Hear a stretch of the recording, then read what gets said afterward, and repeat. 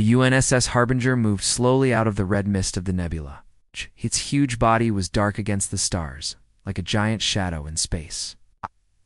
17 kilometers long from front to back, the warship was the biggest thing humans had ever built to. Travel among the stars. Commander Alina Karinov stood still on the observation deck. The large windows showed the endless darkness of space, and she could see her own face reflected in the glass. Her dark hair was pulled back tightly, and her uniform was perfectly clean. She had worked 15 years to reach this position, and now she commanded the most powerful ship in human history. Commander, the Thanatos array is at 87% calibration, said Lieutenant Diaz from her control station. We should be ready for final testing in 30 minutes, Alina nodded. The Thanatos array was the reason the Harbinger existed. It was a weapon so powerful that 3 different groups of planets had voted to ban anyone from making it. The weapon could pull a planet's outer layer away from its core, killing everyone on the surface. Earth's leaders had built it anyway, saying it was for protection. Continue the calibration. I want to be ready for the test firing at the asteroid field, Alina said. She walked across the polished floor of the deck, her boots making soft sounds in the quiet room. 15,000 crew members worked on the Harbinger, but the observation deck was peaceful. Chief Engineer Rodriguez approached, holding a tablet with the ship's status reports. Commander, all systems are operating at optimal levels. The gravitational disruptors are stable, and the shield generators are at full capacity. Good? And the crew? Alina asked, settling in well. Some of the younger officers are nervous about handling such powerful weapons, but that's normal, Rodriguez replied. Alina understood their concern. The Harbinger wasn't just a warship. It was a statement to the galaxy that humans would not be threatened by any alien race. Some called it humanity's greatest achievement. Others called it the beginning of the end. The massive engines of the Harbinger hummed through the ship's structure. Alina could feel the gentle vibration through her boots. The power plant at the center of the ship generated enough energy to light up an entire planet. Most of that energy went to the weapon systems and the massive shields that protected the Harbinger from attack. Commander, you should see this, called out Lieutenant Park from the sensor station. The engineering team just completed the final shield tests. The Harbinger can withstand direct hits from 3 battlecruisers firing at once. Alina walked over to view the test results. The simulations showed the Harbinger surrounded by enemy fire, yet remaining intact. The ship's designers had created something that could face any known threat in the galaxy and survive. Have the kitchen send up some coffee, Alina said to her. Assistant, it's going to be a long day of tests. Before the assistant could respond, a loud alarm sounded across the deck. Red lights flashed and the peaceful atmosphere vanished in an instant. Emergency transmission coming in from Colony Outpost Thatnine, announced Communications Officer Patel, her fingers moving quickly across her console. Priority Alpha. Elena's heart beat faster. Priority Alpha meant immediate danger. Put it. On the main screen, the large display at the front of the observation deck flickered to life. The face of Governor Chen from Thatnine appeared, with smoke and flashing lights visible behind him. This is an emergency broadcast to any United Earth. Directorate ships in range, said Chen, his voice breaking with static. We have detected unusual energy signatures at the edge of our system. Our long-range scanners show ... Wait ... They're moving closer. Oh my God, those aren't ships we've ever seen before. The transmission cut off suddenly, replaced by static. To get them back, Alina ordered. Patel worked frantically at her station. I can't, Commander. The entire communication relay for that sector just went dark. Alina turned to her second-in-command, Lieutenant Commander Marcus Chen. How far are we from Thatnine? At maximum speed, 14 hours, Marcus replied. His face serious, Alina walked to the command chair and pressed the ship-wide communication. Button. Attention all personnel. This is Commander Koronov. Cancel all test operations. We have received a distress call from Thatnine Colony. Prepare for immediate departure. All stations to combat readiness. This is not a drill. The atmosphere on the deck changed instantly. What had been a ceremonial first voyage was now a potential combat mission. Set course for Thatnine, maximum speed, Alina ordered. Alert all section chiefs. I want the Thanatos array ready for deployment when we arrive, Commander, Marcus said. Quietly, moving closer so only Alina could hear. The array hasn't been fully tested. Using it in actual combat could be risky. Lana's eyes were hard as she looked at her second-in-command. Detonine has 7 million colonists. If there's a threat big enough to take down their defenses, we need every weapon we have ready. As the massive engines of the Harbinger powered up to their full strength, Alina looked out at the stars. The ship had been built to show the power of humanity, to be a symbol that would make potential enemies think twice before attacking. Now, on its very first mission, that purpose would be tested. Commander, said Patel suddenly, I've received a sealed message from Earth Command. Your eyes only. Alina took the datapad and entered her security code. The message was short, but what she read made her blood run cold. Harbinger deployment to Thanatos anticipated.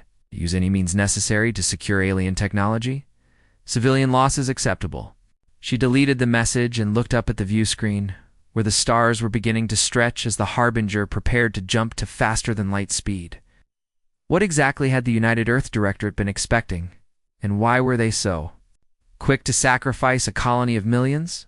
As the ship accelerated away from the nebula, Alina couldn't shake the feeling that the Harbinger hadn't been built just to defend humanity.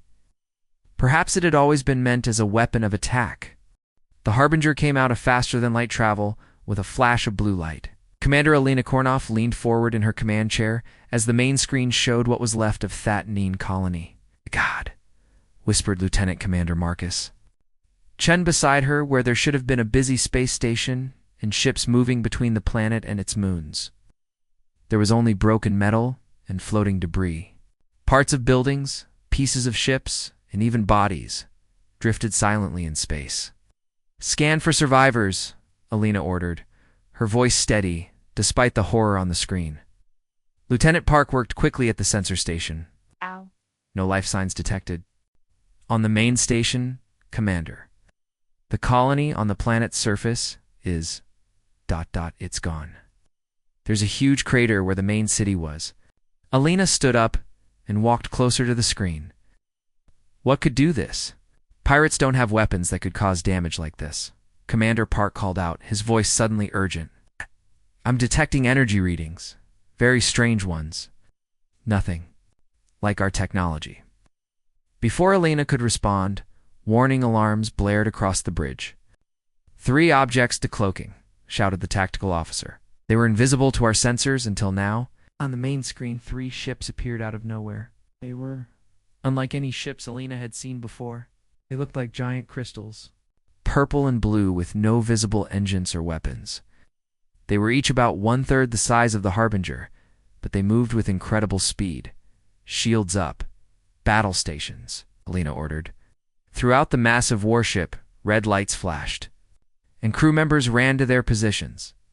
They're surrounding us, Marcus reported, looking at the tactical display. 1 above, 1 below, 1 behind. Alina returned to her command chair. Open a communication channel, all frequencies. Communications Officer Patel tried for 30 seconds, then shook her head. No response, Commander. Target the closest ship with forward weapons, Alina ordered. Fire a warning shot. The Harbinger's laser batteries fired, sending bright red beams past one of the crystal ships. The alien vessel didn't respond. Commander, they're charging some kind of energy weapons, Park said, his eyes wide as he looked at his readings. Fire.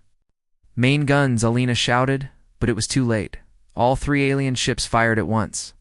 Bright purple-white beams hit the Harbinger's shields. The massive warship shook violently, and several control panels exploded in showers of sparks. Shields. Down to 40% in one hit, Marcus reported, holding onto his console as the ship rocked again. Another blast hit the Harbinger, and Alina was thrown from her chair. She pulled herself up as emergency lights came on. Port section shields are down, someone shouted. Hull! Breach on decks 12 through 15. Alina saw on the damage display that part of the left side of the ship was open to space. Emergency doors had closed, but not before dozens of crew members were pulled into the vacuum. Return fire, all weapons, Alina ordered. The Harbinger fired its main guns. Yellow energy beams struck one of the crystal ships, but they seemed to have little effect. The alien vessel's surface glowed briefly, then returned to normal. Another hit rocked the Harbinger, and more warning lights flashed on the bridge. "We can't take much more of this," Marcus said, blood running from a cut on his forehead. "Standard weapons aren't working against them." Lena knew what she had to do, even though the thought terrified her. "Prepare the Thanatos Array Tertiary. Systems only." The weapons officer looked up in shock. "Commander, the array hasn't been fully tested. That's an order," Alina shouted. "Target the 2 ships on our port side." As the weapons officer worked, Marcus moved close to Alina. "The tertiary systems are still powerful enough to destroy a small moon," he said quietly. "We don't know what will happen." "We know what will happen if we do nothing," Alina replied, watching as the alien ships moved in for another attack. "Itotus array charged to 30% capacity," reported the weapons officer. "Targeting systems locked." "Fire," Alina commanded. From the front of the Harbinger, a wave of energy, unlike anything humans had created before, spread outward. It wasn't a beam or a missile. It was a ripple in space itself, distortion of gravity that moved toward the 2 crystal ships. When it reached them, the effect was immediate and terrible. The ships didn't explode.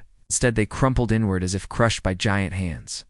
Their beautiful crystal structures shattered, and in seconds, they were reduced to clouds of superheated gas and tiny fragments. The bridge crew stared in silence at the display, shocked by the power of their own weapon. "The 3rd ship is moving," Park announced. It's gone. It jumped away faster than our sensors could track." Lena took a deep breath. "Damage report. Hull breaches on 8 decks. 47 crew confirmed dead, 93 injured. Engine power at 60%. Main shields recharging slowly." Marcus read from his console. "Start repair work immediately," Alina ordered. "Search the debris for anything that might tell us who they were and why they attacked." 6 hours later, as repair drones worked on the damaged hull, Alina, Marcus, and Chief Science Officer Takumi Nakamura met in the secure briefing room. "We found something in the wreckage of the colony," Takumi said, placing a small crystal on the table. "It's a data storage device. Took some time, but we broke the encryption." He activated a screen on the wall, showing images of the colony before the attack. Then came security footage of scientists working on what looked like a piece of crystal. "Technology. This is from a secret lab on Thatnine," Takumi explained. "They were studying technology from a crashed ship. A ship made of the same crystal material as the ones that attacked us." The final image showed a decoded message that the 3rd alien ship had sent before it escaped. Just 5 words. "You have awakened the Dominion." Alina felt cold as she looked at the message. "What is the Dominion?" Takumi placed another data crystal on the table. This one recovered from the colony's main computer. "According to these classified files, Earth Command knew about these aliens. They've been studying their technology for years," he sang. "Earth knew these aliens existed and didn't warn us?" Marcus asked. "Worse," Takumi said, his voice low. "These files suggest the Harbinger's design was influenced by technology not of human origin. Specifically, the Thanatos Array." Alina picked up the crystal, her hand shaking slightly. "Set course for Earth. We need answers."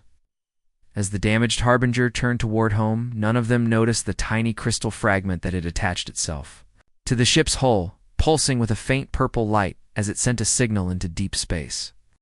The Harbinger moved slowly through hyperspace, its damaged hull surrounded by small repair drones. The drones looked like metal insects, welding broken sections and replacing damaged parts. Inside the ship, medical teams worked to help the injured. Crew members, while engineers tried to fix the main systems, Commander Alina Koronov hadn't slept in 30 hours. She sat in a small meeting room deep inside the ship, with Lieutenant Commander Marcus Chen and Chief Science Officer Takumi Nakamura. On the table between them sat the data crystal they had found in the ruins of Thatnine Colony. "Play it again," Alina said, rubbing her tired eyes. Takumi touched the crystal, and a hologram appeared above the table. The hologram showed a video of Earth scientists in a lab. They were working on a piece of crystal technology that looked exactly like the alien ships that had attacked the Harbinger. "This recording is from 3 years ago," Takumi explained. "Before the Harbinger was even finished being built."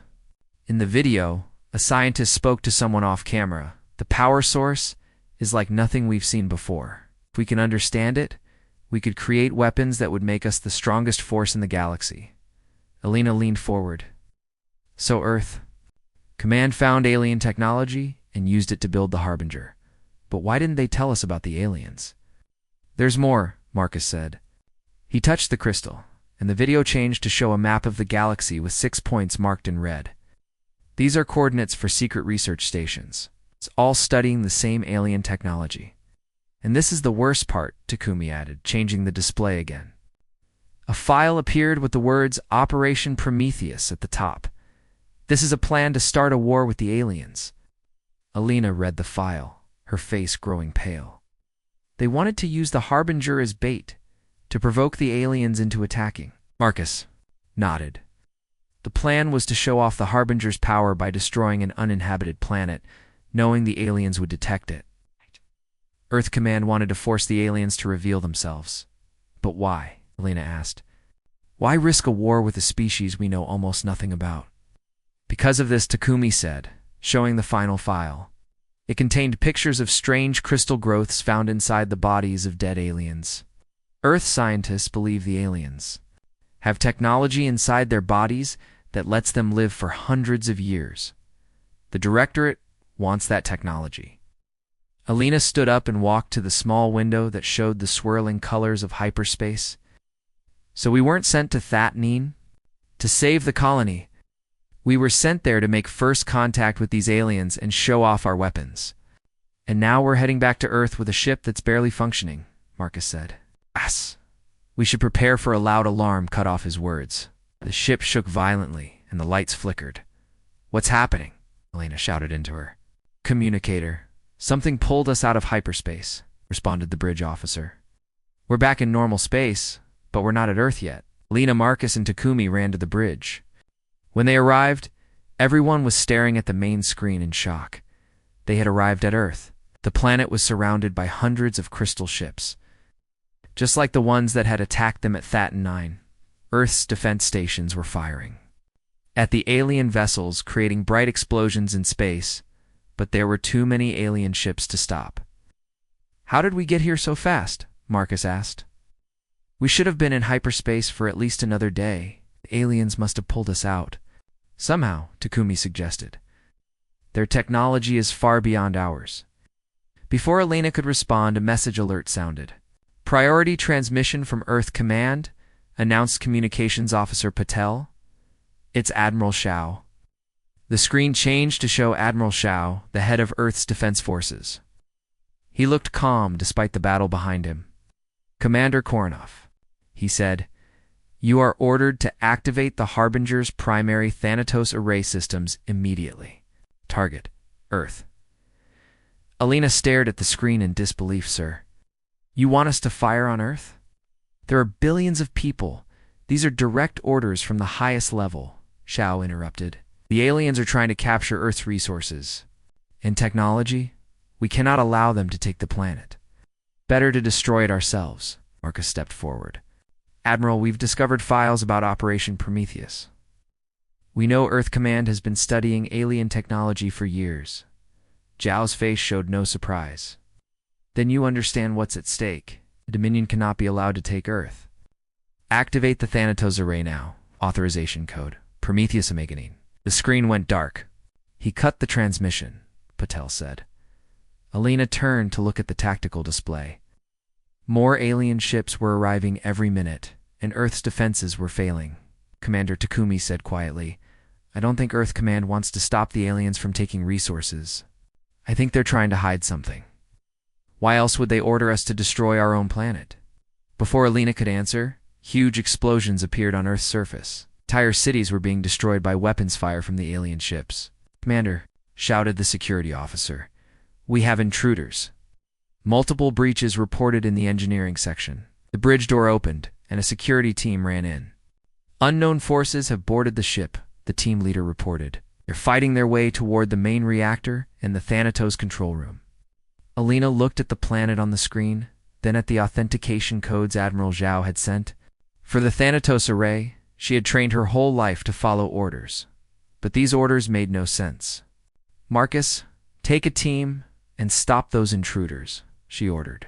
Takumi, I need to know if there's a way to use the Thanatos array against the alien ships without harming Earth. As Marcus left the bridge, Alina stared at the planet she had sworn to protect. Whatever was really happening, she knew one thing for certain. She would not be the one to destroy her own homeworld. Weapons officer, she said, lock all Thanatos array controls. Authorization. Coronavalfi 7. No one activates that weapon without my direct order. Outside the ship, more alien vessels noticed the Harbinger and began to move toward it, their crystal surfaces glowing with building energy. The hallways of the Harbinger echoed with the sounds of fighting. Bright flashes of weapons fire lit up the dark corridors as Marcus led a team of security officers toward the engineering section. The ship shook as alien vessels outside fired. Their weapons against the damaged shields? Stay together, Marcus shouted as they moved forward. Some of the ship's crew ran past them trying to escape the fighting. Their faces showed fear and confusion. At a junction, Marcus held up his hand, and the security team stopped. Ahead, they could hear strange clicking sounds and the heavy footsteps of the intruders.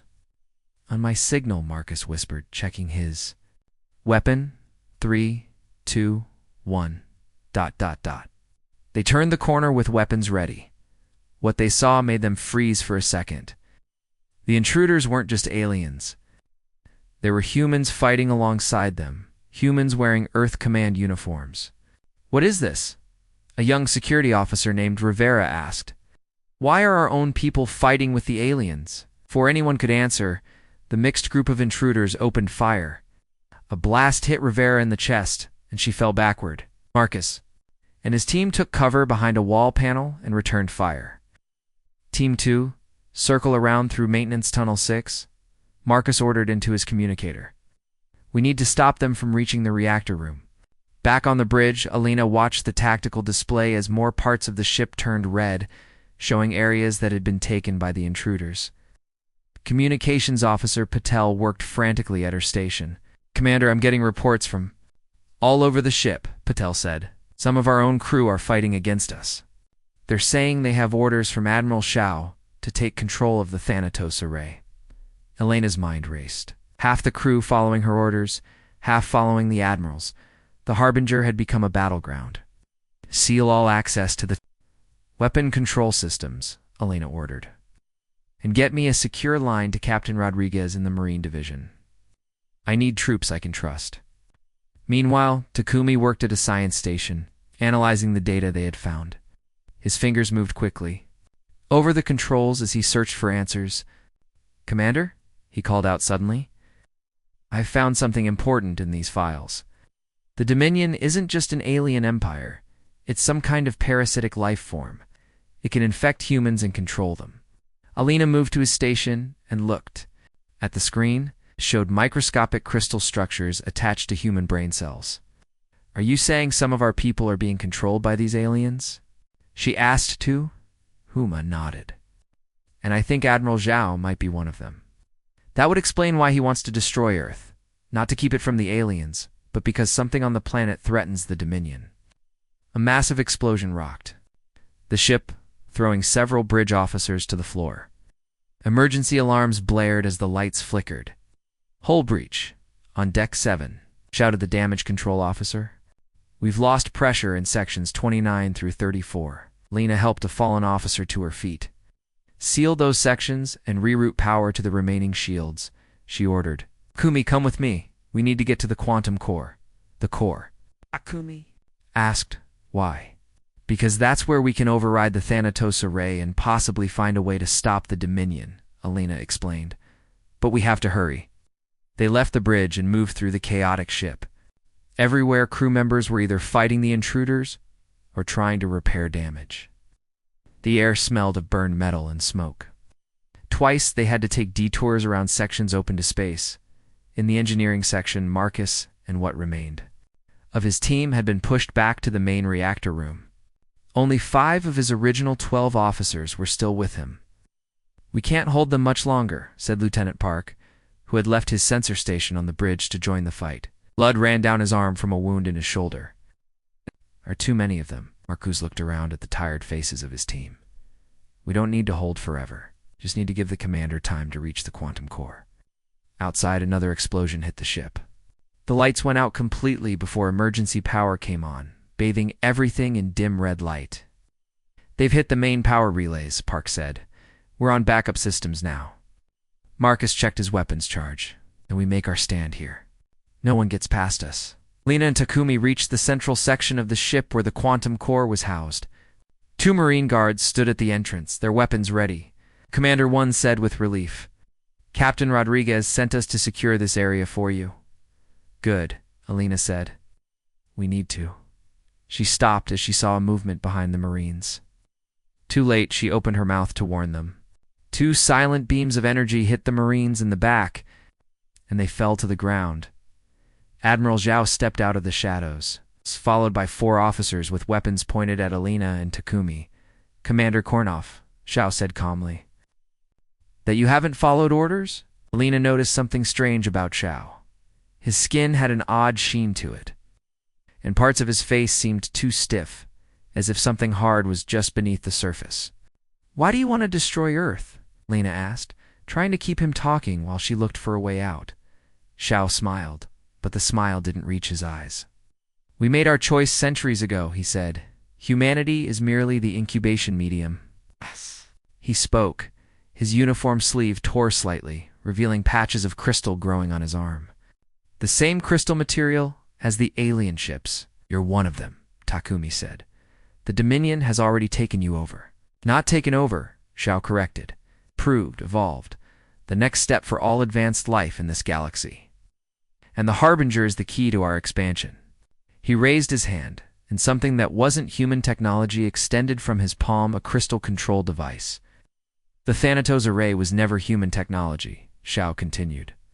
We guided its development, just as we have guided humanity for generations, and now it will serve its true purpose. Suddenly, a massive explosion shook the entire section. The force threw everyone off balance. Takumi saw his chance and lunged forward, tackling Admiral Zhao. Run, Commander, Takumi shouted as he struggled with Zhao. Get to the core. Alina hesitated for just a moment, then ran toward the quantum core chamber as Zhao's officers fired at her. A shot grazed her arm, but she made it through the door. Inside the chamber, the quantum core pulsed with blue-white energy, the heart of the Harbinger's power systems. Alina rushed to the control panel, knowing that Takumi had bought her time with his life. Outside the ship, Earth burned as the alien fleet continued its attack. And somewhere in the depths of the Harbinger, Marcus and his last few loyal officers made their final stand against an enemy that wore the face of their friends. Elena's hands moved quickly over the quantum core controls. Blood dripped from the wound on her arm, but she ignored the pain. The core room hummed with energy, its blue light casting strange shadows. Through the viewport, she could see Earth. Below, fires burning across entire continents as the alien ships continued their attack. Think, Alina, she whispered to herself. What would Takumi do? She accessed the ship's main computer, searching for anything that might help. A file appeared on the screen. Takumi's last project. He had been studying the alien crystal technology and had discovered something important. The Dominion wasn't just controlling people like Admiral Zhao, it was physically changing them from inside, replacing human cells with crystal structures. That's it, Alina said. She began typing commands into the system. If the Dominion had a specific crystal structure, then perhaps the Thanatos Array could target just that structure instead of entire planets. The ship shook again as more alien weapons hit the shields. Warning lights flashed, showing that the Harbinger's main engines were failing. It didn't have much time left. 17 decks below, Marcus and his 3 remaining officers held the entrance to the engine room. Bodies of both humans and crystal-infected crew members lay in the corridor. Marcus was bleeding from a cut on his face, and his uniform was torn and burned. Commander Kornoff, to all loyal crew, Elena's voice came through the ship's communication. System, I need time to reprogram the Thanatos Array. Hold your positions. Marcus smiled despite the pain. You heard the commander, he said to his team. We hold this door no matter what. A new wave of attackers appeared at the end of the corridor. Among them was Lieutenant Diaz, who had worked on the bridge with Alina for years. Now her eyes glowed with an unnatural purple light, and crystal growths showed on her neck. "The Harbinger belongs to the Dominion," Diaz called out. "Surrender and you will be improved, not destroyed." "I like myself just fine the way I am," Marcus replied. Raising his weapon, both sides opened fire as the battle for the Harbinger continued. In the quantum core room, Alina worked frantically. She had linked the core's energy to the Thanatos array. But reprogramming the targeting system was difficult. It was designed to destroy planets, not specific materials. "Commander," called a voice from the door. Alina turned to see Captain Rodriguez of the Marines. Blood covered half his face, but his eyes were clear and human. "Captain," Alina said with relief, "I need to finish this reprogramming, but I could use some protection." Rodriguez nodded and positioned his remaining Marines around the room. "Lost decks 4 through 8, he reported. "Marcus and his team are still holding the engine room, but they're surrounded." Alina returned to her work. The computer showed that the Thanatos array was at 67% power, not full strength, but enough for what she needed to do. She entered the final command sequence, then hesitated. "This will affect everyone infected by the Dominion," she said quietly, "including our own people." Rodriguez placed a hand on her shoulder. "They're not our people anymore, Commander. The real them died when the crystals took over." Alina nodded and pressed the activation button. Thanatos array reprogramming complete. Targeting Dominion crystal frequency. Firing in 30 seconds. Throughout the ship, the countdown appeared on every working screen. The fighting paused as both sides realized something big was about to happen in the engine room corridor. Marcus saw the countdown and smiled at the infected Diaz. "You might want to reconsider your life choices," he said. The ship's remaining power flowed into the Thanatos array. Outside, the weapon ports opened, but instead of firing at Earth or the alien ships, the array began to glow with a strange light. "Seconds," the computer announced. Alina looked through the viewport at Earth, hoping her plan would work. If she was wrong, the weapon might still destroy the planet. 5 seconds. 4, 3, 2, 1. The Thanatos array fired.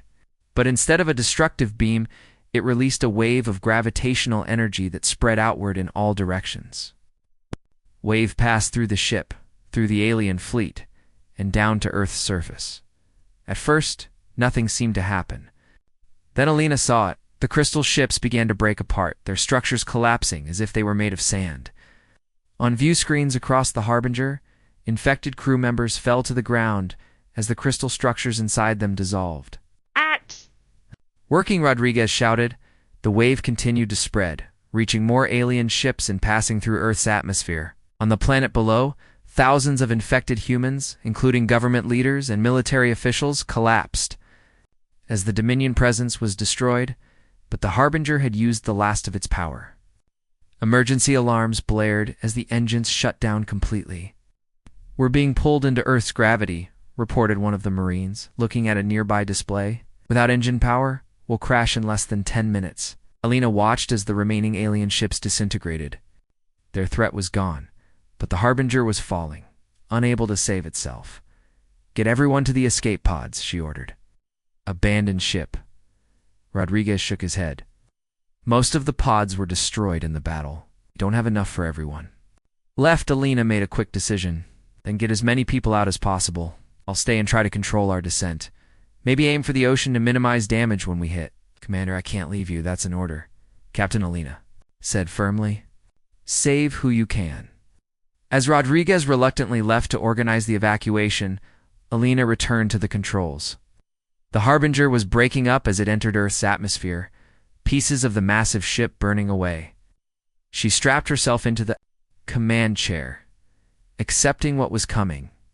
On Earth, people looked up to see a fiery streak across the sky, the Harbinger trailing flames like a dying star.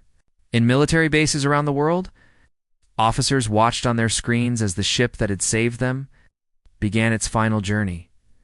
Alina closed her eyes as the heat inside the ship rose. The Harbinger had been built as the ultimate weapon, designed to destroy worlds. Instead, it had become humanity's salvation. Suddenly, her communication panel lit up. A voice came through, breaking with static. Harbinger, this is Earth Defense Command. The Dominion influence is gone. We've taken control of the planetary defense grid. We're calculating a tractor beam solution to slow your descent. Hold on, Lena. Opened her eyes, hardly daring to hope. Outside the viewport, the flames of re-entry still burned, but the ship's fall seemed to be slowing. This is Commander Koronov, she responded. We're still here. Harbinger broke through the clouds. Damaged, but still fighting? Its destiny not yet decided. Above, the stars were visible again in the clear sky, no longer hidden by the crystal ships of the Dominion. The battle was over. Earth was safe. And somewhere in the control rooms of the planet below, free humans worked desperately to save the ship that had saved them all.